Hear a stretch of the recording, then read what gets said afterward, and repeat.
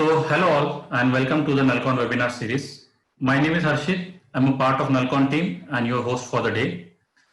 NULLCON Annual Conference is a unique platform for security companies and evangelists to showcase their research and technology to the community. We have been running webinars for a while now, and this month there will be some interesting webinars related to industrial control systems, SCADA security, cyber insurance and other topics are coming up. One quick announcement. We have also launched our NULLCON online trainings, which is scheduled in the month of August 2020. Do check out more details in the chat windows. Today we have with us Chinkle Umrania and Neeraj Thakur, and they are going to present a talk on assessing the security posture of ICS infrastructure using ISA 62443 standard. I welcome them on behalf of all of us. Chinkle has several years of experience and he is a manager within the cyber practice of Deloitte India. He is also one of the key members involved in setting up IoT security services for Deloitte India. Neeraj is a master in cyber security with extensive experience of penetration testing a wide range of embedded devices, products, and applications. He has also worked extensively in industrial cyber security with hands-on experience in ICS plant, factory assessment, and ISA 62443 standards. Before we go ahead, a few instructions for the audience. Our today's talk duration is about 30 minutes, and after that we will have question and answer session. So you all can ask your questions using chat option after the talk. And I also request you to please keep your mic mute during the session. So I request Chinkle and Neeraj to take it over and start the session. Thank you.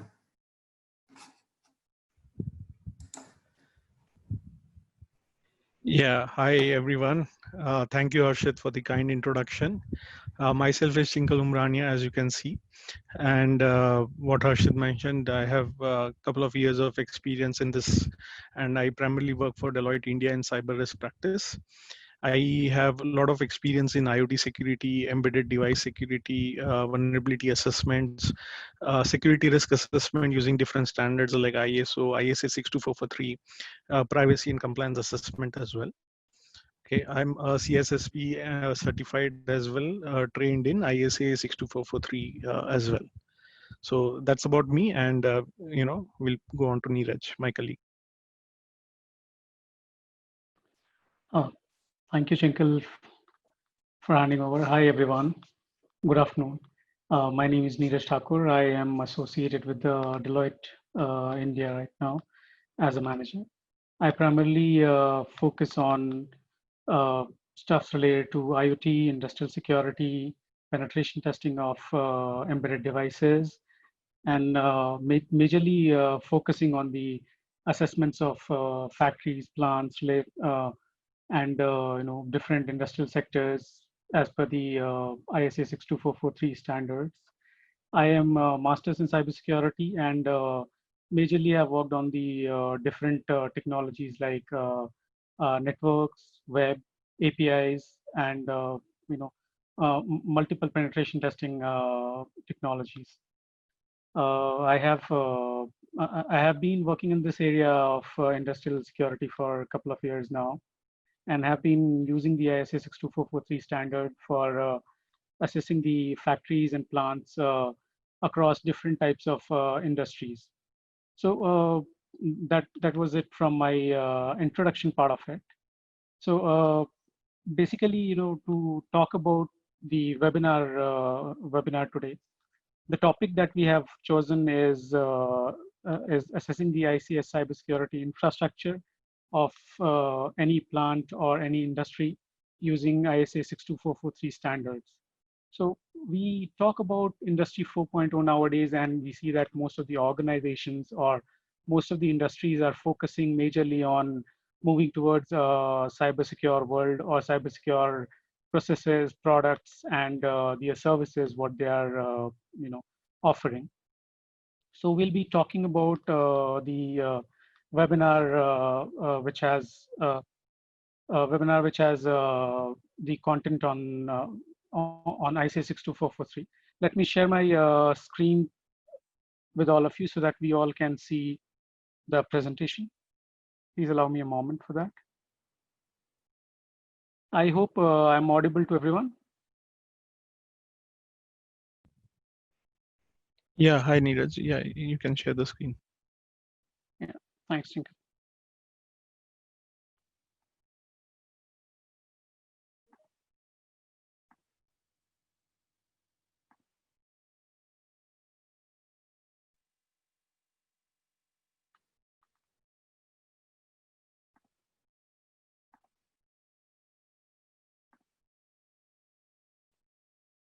Let me know once you're able to see my screen.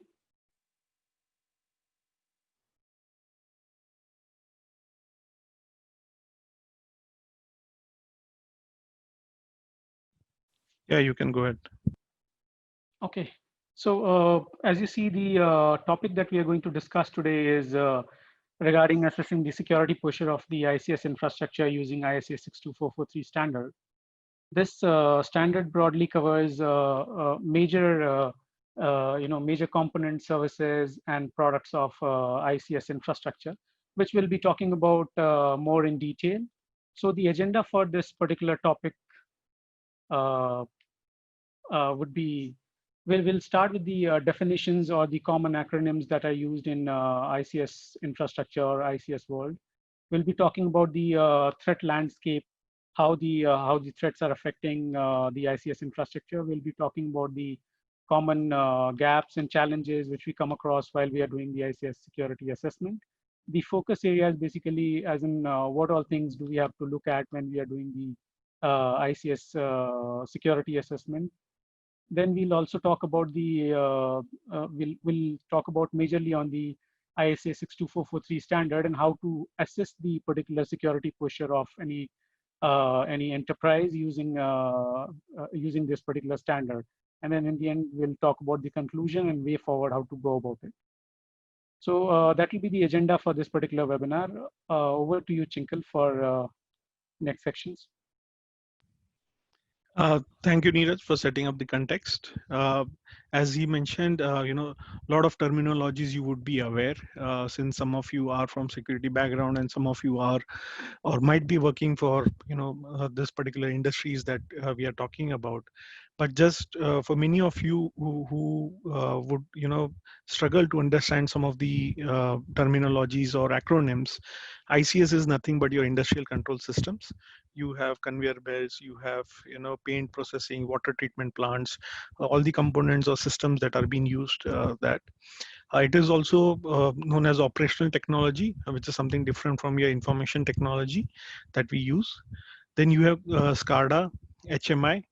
HMI is nothing but human machine interface, how humans on the factory floor interact with complex or legacy systems like PLCs or industrial control systems using touch screens these days are there, or there are some push buttons and all in the earlier times.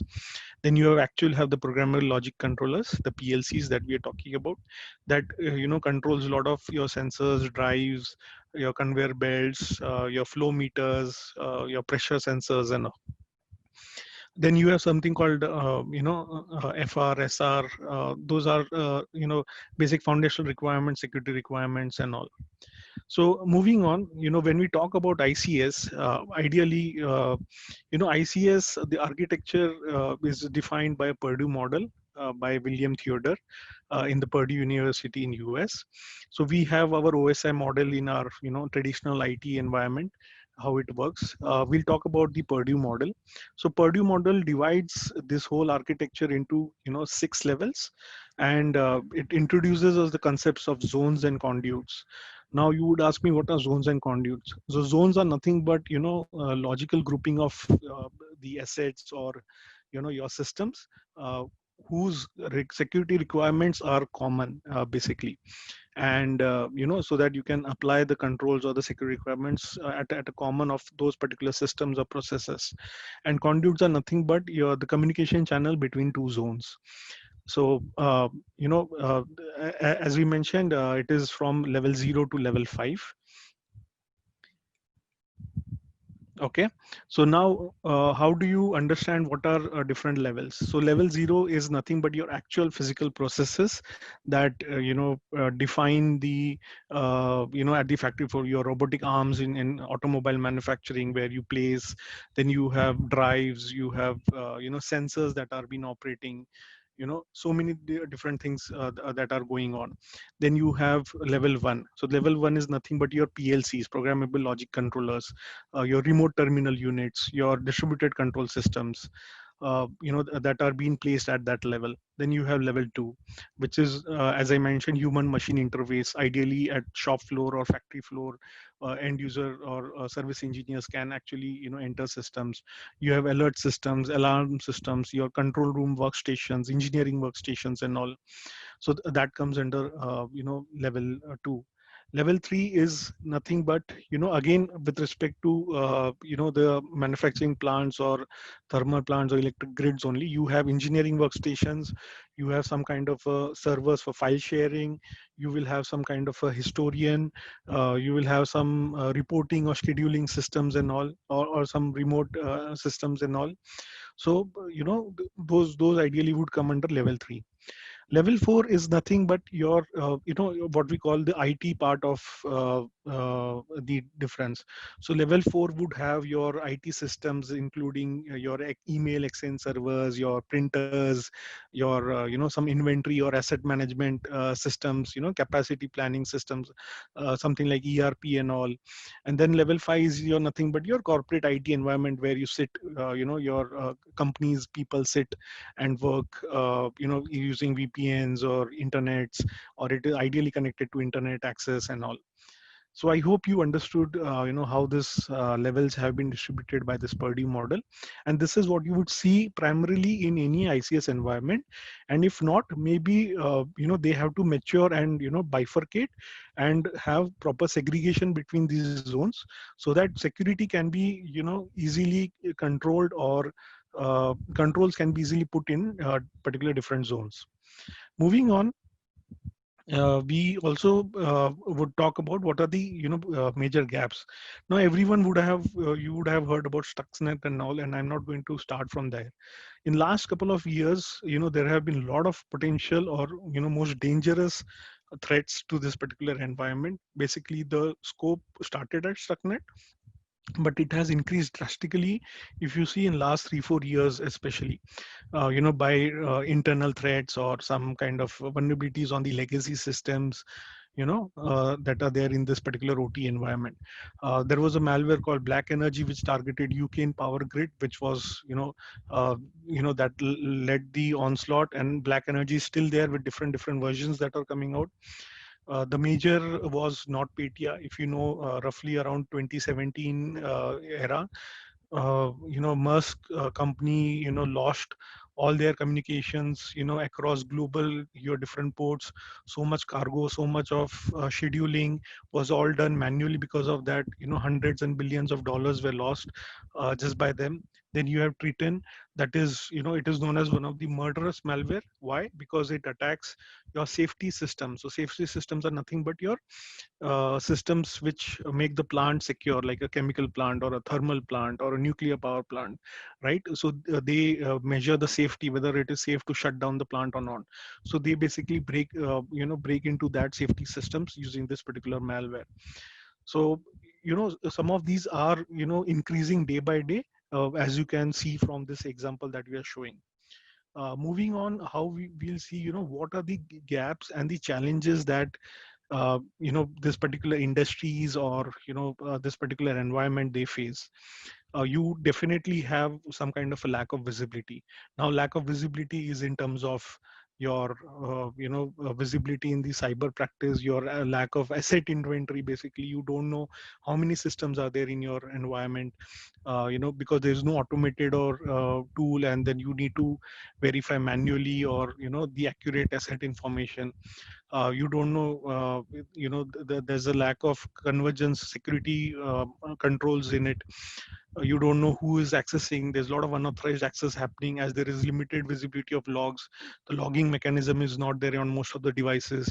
There are inadequate controls, hence this all goes undetected. You also have monitoring mechanism which is not in place. Most of the vulnerabilities can go unmitigated and can be easily leveraged by any attacker, which we have seen in some of the examples that we have seen. Also, proper patching is not available. this threat sophistication, so it's not only external threats where we see in terms of Triton and black energy and all, where a lot of large activist groups are doing for 3-4 years and try to break into some of the well-known plants in the world. But you also have insider threats, right, that are originating from inside the environment, bypassing some border controls, and some of these threats can go, can be still active and can go undetected for long periods of time. If you take NotPetya, I mean, it came out in 2017, but footprints and files were found since 2014 of malicious activity. So you see a lot of focused, efforts are being from external hackers and activist groups doing that. You also have a lot of protocols and a lot of different systems, legacy systems, a lot of protocols which not many people understand, which are vulnerable, which the engineering department understands them, but they don't understand the security aspects of it. Then you also have operational issues where you fear the breakdown, as I said about Triton Marvel, the breakdown of safety systems. This also results from some of the OEMs or product manufacturers who provide automation products to some of these plants. So your plant is only as secure as your vendor is, that's what they say. So thereby this gets undetected or unauthorized if they have not used proper hardening mechanisms or secure by design kind of a product in manufacturing that product.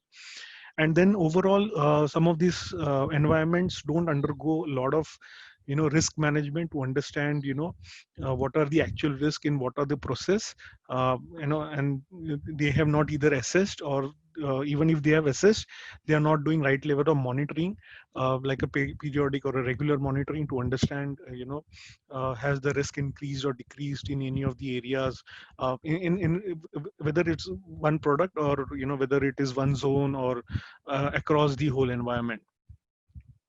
So yeah, so that's about it. Moving on, we'll talk what are the key areas or focus areas that any ICS environment or an organization or a plant or even a product manufacturer who's providing services or products to such environments need to focus on. You need to improve security. How would you do about it? You need to measure and control the processes of establishing what are the current risk and the emerging risk. You need to do a thorough risk assessment using well-known standards. Even NIST also has something guidelines or standards for this area. You have ISA 62443. You need to do a maturity assessment among your peers.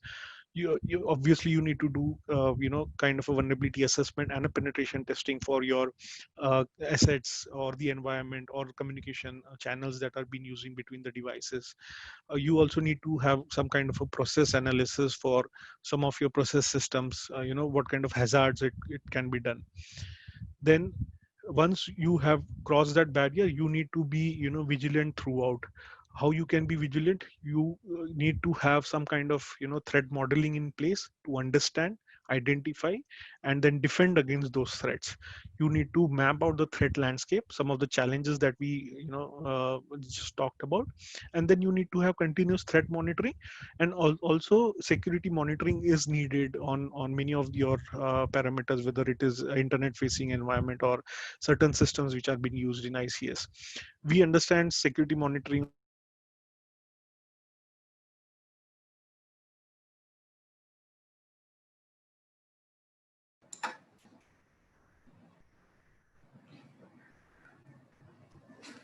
Hello, Chinkle.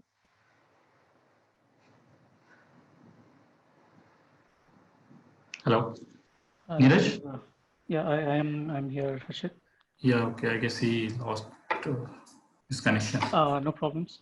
So we'll continue with where Chinkle was talking about. So he was talking about building the vigilant and resilient system, while we are talking about the focus areas of ICS landscape, wherein we are talking about different proactive methodology to understand and define, understand and defend against the threats which are occurring for any of the ICS infrastructure, be it the asset owners, the service providers, or the maintainers.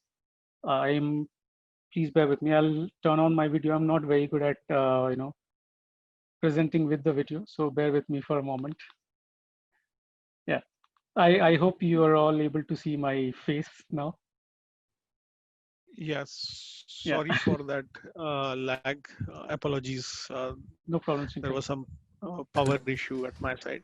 No problem. So as I was saying, you need to have a more efficient incident response system.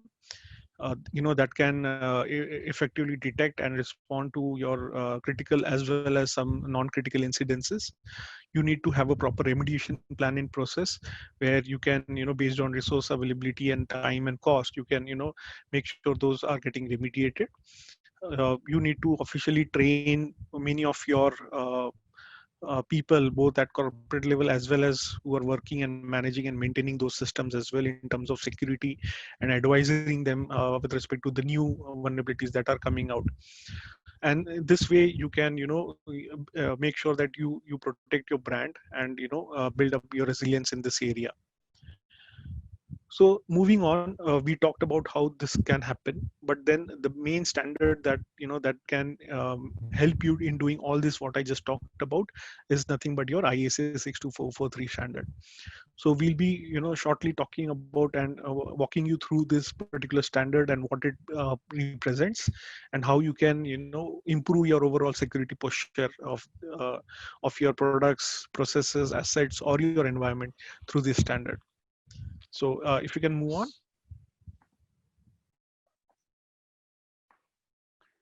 Okay, so to talk about the ISA IEC 62443 series, basically we have been talking about, as Chinkle was talking about, there are multiple threat landscape. There are multiple threat vectors, or there are multiple threat agents which are affecting the ICS infrastructure or ICS assets which are there in the plants or factories. ISA 62443 series of standard talks about multiple things, not just one particular area of security. Rather, it has 13 documents divided in 4 tiers, which are general policies and procedures, industrial security control requirements, products and components. The 4 tiers, the general tier talks about basically the terminology, the concepts and model matrix, conformance matrix. The second tier talks about the management principles, the policy and procedure which are in place, whether we have some cybersecurity policy for the IACS environment or not, whether we have any patch management system available or not. The third tier talks about securing the industrial automation control systems with certain with certain requirements and system requirements that they have, wherein by understanding the different technologies which are used for the ISS, and different security levels and coding principles, we are talking about secure by design, whether the product is being a standard set of principles having security in mind or not. So if we look at the assessment approach, basically there are 4 industrial automation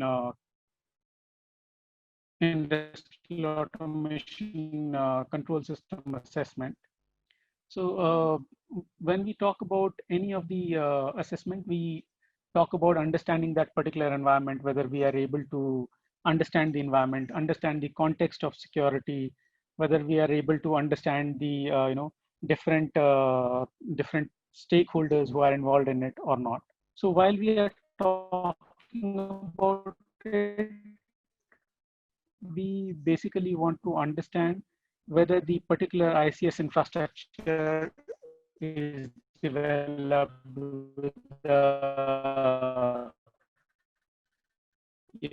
set architecture standard in place or not. We'll be understanding or analyzing the HAE, the high-level diagram, low-level diagrams of particular plant, factory, or site, or if it is a component or it's which are in use for any of the industrial automation control systems.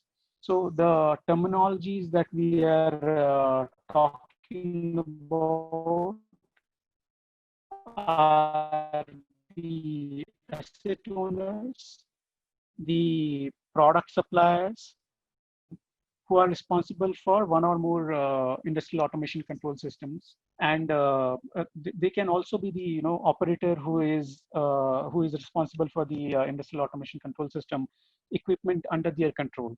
The second one that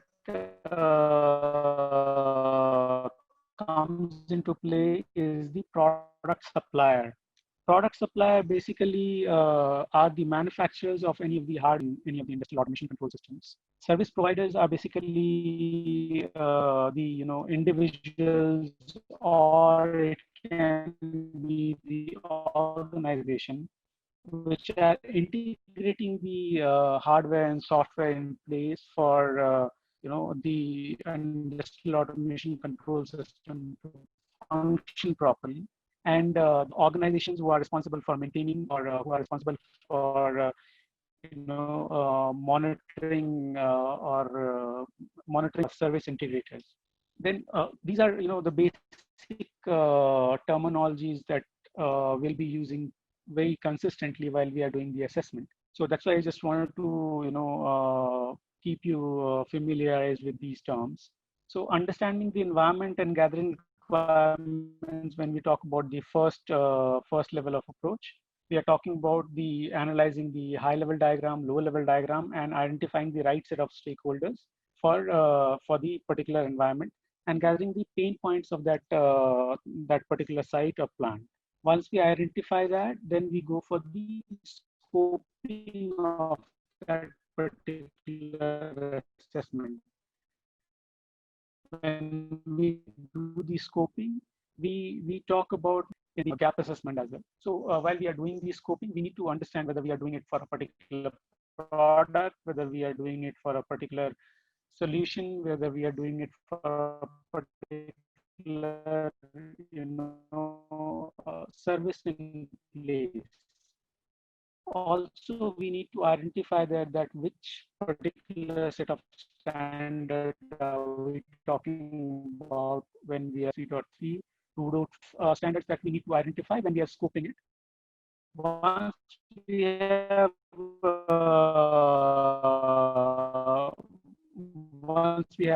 done the scoping and the gap assessment, we are actually done with that. We'll talk about the security and maturity assessment of that particular process or service that we have identified, and once we have identified the security level using the maturity assessment, we'll be putting that in the report, that what is the achieved security level for that particular either asset owner or the integrator. This particular series of the series first. Chinkle, over to you to explain this. Yeah, thank you, Neeraj, for the understanding how to approach this.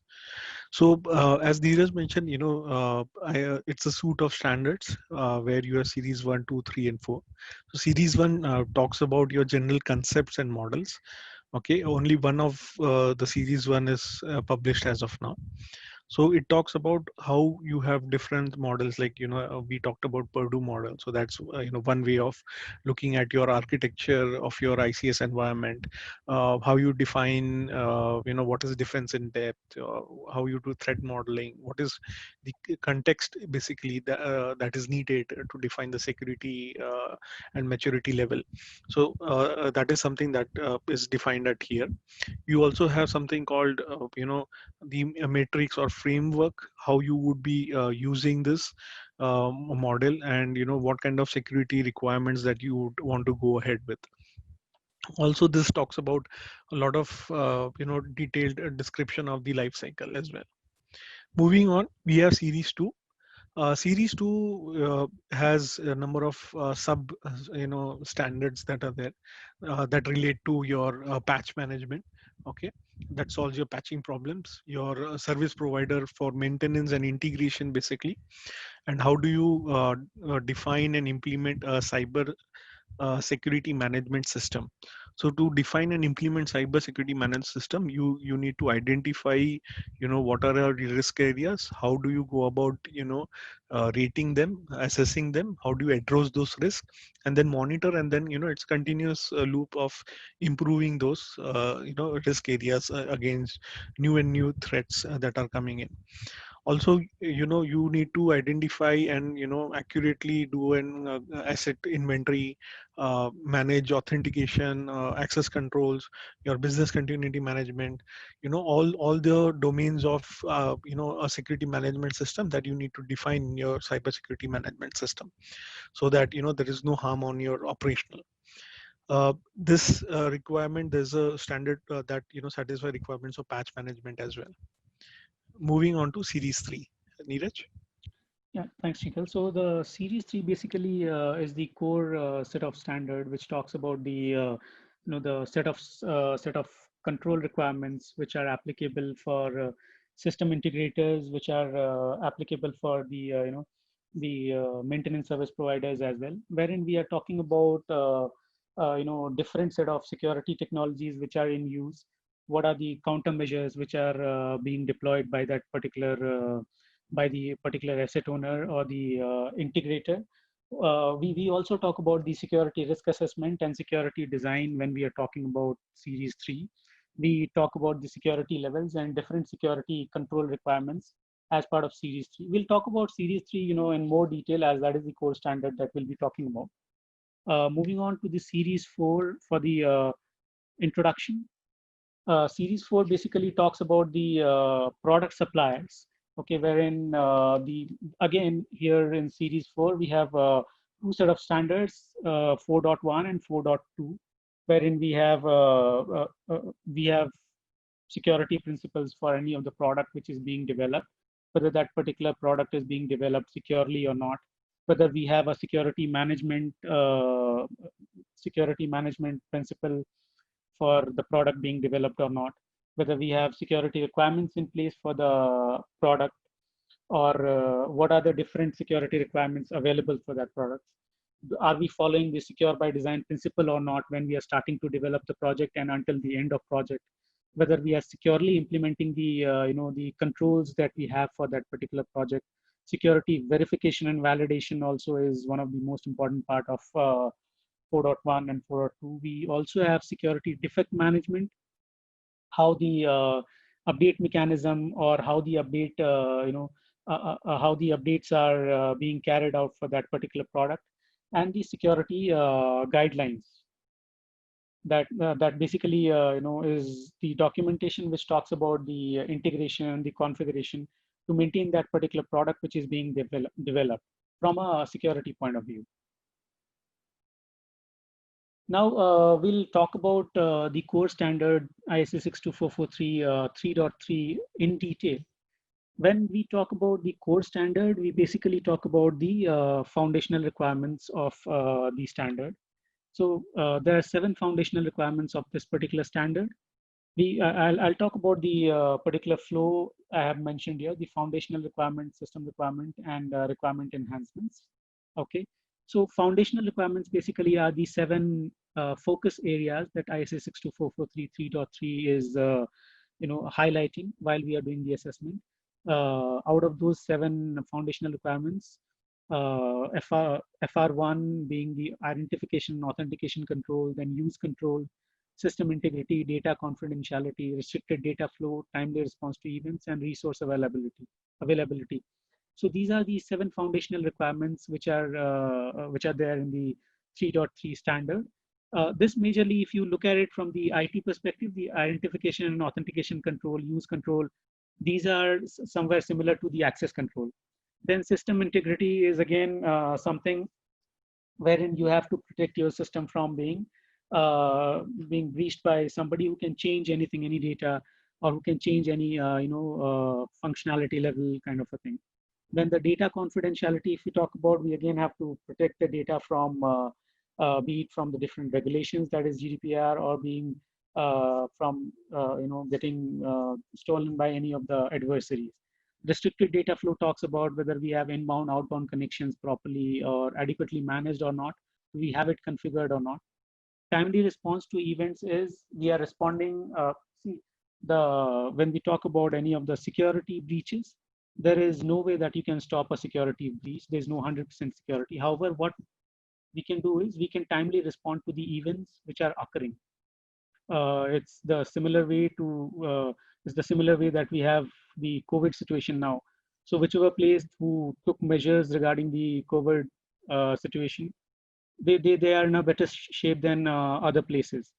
Similar goes with the industrial security or for any of the cyber attacks. So we have to have some timely response to any of the cyber incidents or events which are happening. Then the resource availability. Availability comes first when we are talking about any industrial cybersecurity. So in general IT environment, we have confidentiality, integrity, availability. However, when we talk about industrial control, we have availability coming in as first. So these are the 7 foundational requirements that we have. Within those foundational requirements, we have different system requirements and then requirement enhancements for those system requirements. We'll be talking about that in detail as well. However, first we'll understand that what is security level, which Chinkle will take over. Yeah, so since now you have understood that there are certain foundational requirements and then you have certain more security requirements for each process and assets, there's an interesting concept called security levels or security assurance levels there, that ISA 62443 defines that needs to be there. So they have divided this into 4 different security levels, starting with SL1 to SL4. So SL1 is nothing but that is the targets are easily casual. There's no particular skill set that is required. It can be done either through some genuine mistake, which can an attacker can compromise. Ideally, it is a non-intentional, or a single person can take over this. So certain things like your username and password, right? And password is not complex or not having special characters, not 8-digit. It's just 111131. So you don't require big skills. Any individual can ideally log into it, expose that particular vulnerability. So security level 1 is your the basics of that, right? Security level 2 is nothing but how you prevent a more unauthorized disclosure of some of your information. Ideally the resourcing required is slightly more. There might be some motivation by some skilled people uh, that is required, but provided it is still simple, maybe some skilled resources or hackers or any attackers or any script kiddies can use some scripts or tools to do it, and ideally it can be done by one or two people and all. So it is pretty generic, that kind of thing. So to prevent against that, that is defined, the systems are defined as security level 2. Security level 3 is nothing but you make it more stringent for your basic level of hackers to access, or unauthorized access to be prevented. For security level 3, someone like a terrorist or a hacktivist or large groups of hackers combine together to target that particular system or process with skills specific related to that particular either the system, the automation systems, or the sensors, or the something related to ICS specific in general. And they have certain kind of motivation to gain from it, maybe some brand reputation they want to damage, or maybe they want to show their self-worth, and it's a slightly sophisticated attack with certain group of individuals coming together to do it. And SL4 is that system or that particular level of security where it may be with respect to the whole plant or the whole environment or to the whole system, where you need lots of years of research, like how security researchers go about doing and finding the vulnerability and trying. So you require a lot of years of research by, maybe a nation sponsored or a nation state sponsored attack, where you have whole huge group of individuals like an organization just trying to, get into it with very high degree of motivation. Maybe some country wants to target some different countries environment or products, with a sort of a, campaign or a sophistication that is needed. So these are nothing but your security levels that is designed. This will help you in designing a solution to address any of the attacks that I just mentioned to you. So when you want to implement a system or design a security solution with respect to that, you need to understand which security level it will fall into. When also there are also concept of SLT, SLA, and SLC. So your target security level is nothing but, at your particular process or at organization, what is the target of security level you want to achieve. Okay, whether it can be in one particular asset, it can be one particular process, or the environment in general. Okay, so maybe your target would be SL3, right? And the capabilities required. So capabilities is, right now you have something, maybe there's a functionality where you can just click on that functionality and it will ask for complex passwords only to be entered, or monitoring is there, some, or multi-factor authentication can be easily switched on for that feature for that particular device. So that is your capability level. And then once you do that, you reach your target, or maybe you go beyond your target, that is something your achieved security level. So when you go about trying to identify the requirements, you also need to understand the security levels, and then that's how you proceed with the assessment. So moving on, Neeraj will explain you with some example of how this security levels and what are the requirements that goes about doing it. Okay, so we'll be talking about the, we have taken one of the sample assessment sheets here, like how do we do the, assessment using ISA 62443.3. So if you see here, we have taken some of these foundational requirements, like the FR5 is restricted data flow, and here we have taken the identification authentication control. If we talk about restricted data flow, we have different security requirements for restricted data flow, such as the network segmentation, physical network segmentation, independence from non-systems. So I'll explain a little more about this. We talked about three concepts basically. The first one being the foundational requirement, the second one being the security requirement, and the third one being the requirement enhancement. So if you see here, the FR5 restricted data flow is the foundational requirement. The first one, the network segregation, is the security requirement. And then whatever we have within the network segmentation are the requirement enhancements. So when we are deciding the target levels, which Chinkle was talking about, the target level is basically decided at the time of risk assessment. So you decide the target level on the basis of zoning. So say, for example, you have a certain set of components within a zone, which is very critical. So depending on the risk-based approach that we have taken, you come to a particular set of risk, whether it is a critical risk, a high risk, or a medium risk. And then on the basis of that, you decide the target security level, whether your target security level needs to be at SL4, SL3, SL2, SL1. Once you have decided that, then we come to ISA 62443.3, and then we assess that whether our capabilities are matching with the target security level or not, and where are we actually falling, whether we are falling in SL1, SL2, SL3, or SL4. So for example, if we take the identification and authentication control, the first one being the human user identification and authentication. If there is a component wherein we only have this particular control, wherein we can identify and authenticate any human user for that particular component, it becomes SL1. So we are falling in the security level 1 requirement. That is the least minimum that we should have. Then if we go ahead and enhance that particular requirement, which is talking about, we already have the identification and authentication for the component. On top of that, if we have unique identification and authentication, and we have multi-factor authentication for untrusted network, we go to SL3. So we achieve security level 3 if we have these enhancement, requirement enhancements as well. And once we have the multi-factor authentication, we achieve all 4 requirements which are enhanced, and we go to SL4. So this is how we basically calculate and then assess that what is the security level that we are in.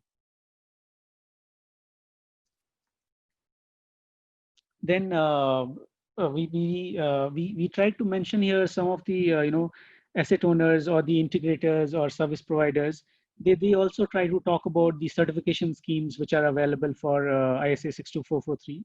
So there, right now there are 3 security certifications which are available, which is the first one being the SSA, that is System Security Assurance, which are offered for the DCS, SCADA, safety systems, etc. The second one being the Security Development Lifecycle Assurance for any of the product suppliers and their development process. And then the CSA, which is Component Security Assurance for any software application, hardware components, host or network devices like firewalls, switches, historians, these kind of things. So these are the basic 3 certifications which are available right now for ISA 62443. There are multiple certifying agencies or bodies which can certify the asset owners or the integrators based on these certification schemes available from ISA IC 62443. So, Chinkle, over to you. Yeah, thank you, Neeraj. So now we saw how this assessment approach works, and how we saw different requirements, how we can drill down, individually for each asset, what are security levels. And I understand, this particular standard is a bit long and a complicated one, and sometimes it's difficult to comprehend certain sections of the standard. But this would give you a right way forward to start basically in assessing either at the product level or at the environment or asset or process level in the particular environment that you are working, or even if you are trying and assessing or providing services to such companies as well. So this is a perfect starting point for that, and that is how we go forward for them. The companies find it challenging as well, because they don't have a skilled professor, and this particular assessment requires a skilled professional not only in security risk assessment, but also understand the domain or the environment of that particular business or that particular electric grid, thermal plants, wastewater treatment plants and all. You need someone and with the help of an SME to understand the exact interpretation of this particular security levels, the 62443 requirements of different foundational and security requirements that are there. Okay. For this, you require, the management should sit together, and you have the right stakeholders in place. You need to have relevant documents that you need to start gathering, so that you understand where to go, and how to find out or tackle the weak areas as well. And the management support is needed, so that the right team members and respective team members, whether it is from maintenance people or managing the the plant owners and all, are come to the single page, and they can help you in doing this particular security risk assessment. Also, the approvals for site visits, in case you are going at the factory floor and all during the assessment. If the approvals are there, it will make sure that approvals are taken right at the beginning, so that there's a complete efficient way of finishing a timely assessment. That would give much benefit to the management. So in this way, how an SAP knowledge would help you in assessing your ICS environment. and which is very different from your normal traditional IT environment of network servers, data centers, disaster recovery sites, cloud these days, mobile apps and all. And completely different set of systems, protocols, communication channels, different kind of an environment, very critical environment, huge machines and all that are there. So you need the help of right SME support in this. So to have this kind of a, this way I think we have come down to a close of our particular webinar, and we are open to questions. If you have any queries that you have, please feel free to drop into the chat window. We'll take it one by one. Sure. Thank you, Chinkle and Neeraj, for this amazing informative session. I'm sure our participant must have found some important knowledge inputs from it. So as like Chinkle said, if you have any questions, you can ask in chat windows. I guess Chinkle, we already got one or two questions. So we got one question from Pradyumna. I'll just repost it in the chat window so it will pop up. Sure. Yeah, this was the question. What is the role of digital twin in real-time monitoring? So digital twin is a upcoming concept where you have a lot of physical and some of those what do you call assets or sensors being used, kind of Internet of Things concept only, where some of these devices and all can be replicated or made a virtual copy of it in the environment for you, like a cargo vessel or some parts of automobile manufacturing, where rollouts can be used through digital twin. So some of those factories are pursuing this particular concept of digital twin to simulate some of their manufacturing processes or some of the sensors being used maybe in automotive industry or healthcare industry that are there. So it's a interesting concept of digital twin. And if digital twin is hackable, uh, as we know, since start of the technology era, right from telephony lines as well to this age, everything, if not now, in future, can be hacked. And the weakest link, as we know, is nothing but our ourselves as well, the human side of it.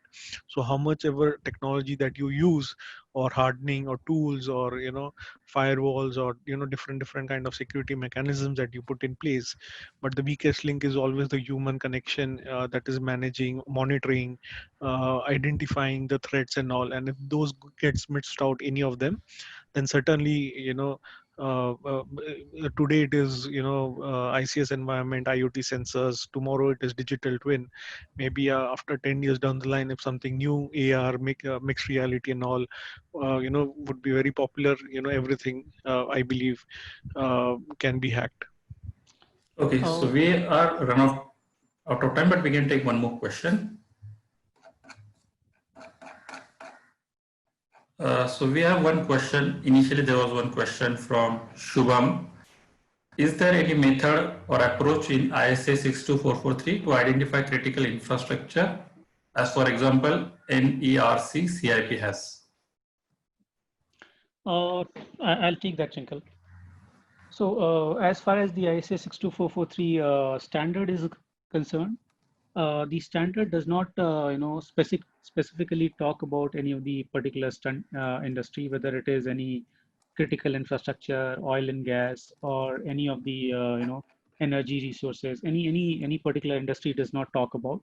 However, it depends on whether you want to certify, or whether you want to, enhance your process, your service, or the solution that you're, integrating for the industrial control systems. So a standard majorly talks about implementing cybersecurity as a whole, but it does not actually focus on any particular industry or identifying basically any, critical infrastructure, or though it talks about zones and conduits, and it talks about how to, segregate your critical infrastructure from the IT assets.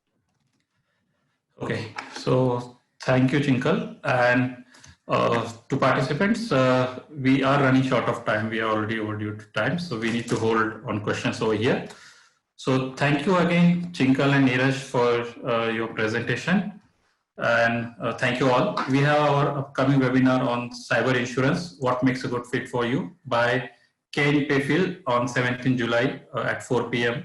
So see you all there. And also, announcement is today is our last day of early bird discount offer. So do check the details on our website, nullcon.net. Thank you all. Thank you. Thank you, everyone. Thank you, Harshit. Thanks, Antariksh. Thank you. Thank you, NULLCON team. Thank you, Harshit. Thank you. Thank you. Thank you, Thanks, everyone. guys. Thank you, Thank you. participants. Thank you, everyone.